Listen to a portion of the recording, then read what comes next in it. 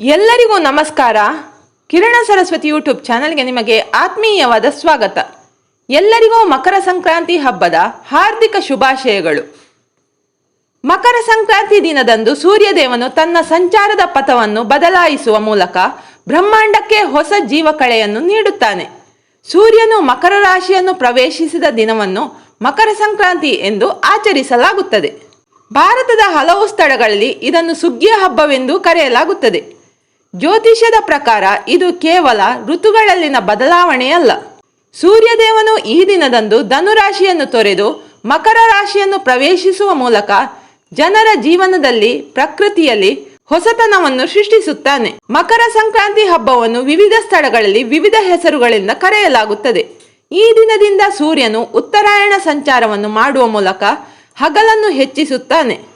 ಮಕರ ಸಂಕ್ರಾಂತಿಯ ಇತಿಹಾಸ ಮತ್ತು ಧಾರ್ಮಿಕ ಮಹತ್ವ ನೋಡುವುದಾದರೆ, ಮಕರ ಸಂಕ್ರಾಂತಿಯ ಮೂಲವು ಹಿಂದೂ ಪುರಾಣಗಳಲ್ಲಿ ಆಳವಾಗಿ ಬೇರೂರಿದೆ. ದಂತಕಥೆಗಳ ಪ್ರಕಾರ ಸಂಕ್ರಾಂತಿಯು ದುಷ್ಟಶಕ್ತಿಯ ಮೇಲೆ ಒಳ್ಳೆಯತನದ ವಿಜಯವನ್ನು ಸಂಕೇತಿಸುವ ಶಂಕಾಸುರನನ್ನು ಸೋಲಿಸಿದ ದೈವಿಕ ಕ್ಷಣವಾಗಿದೆ.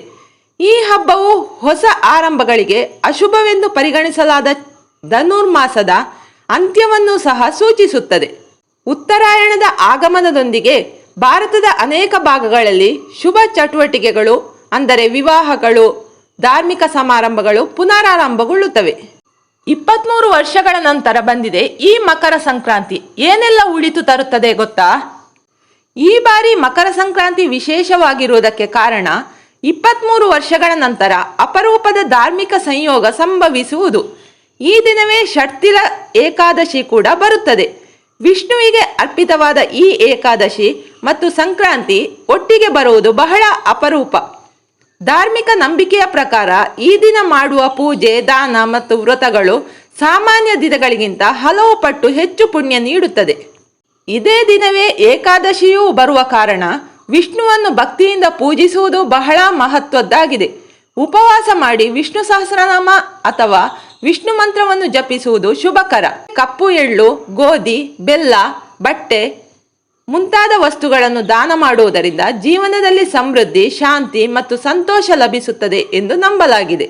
ಒಟ್ಟಾರೆಯಾಗಿ 2026ರ ಮಕರ ಸಂಕ್ರಾಂತಿ ಧಾರ್ಮಿಕವಾಗಿ ಅತ್ಯಂತ ವಿಶೇಷ ದಿನವಾಗಿದೆ.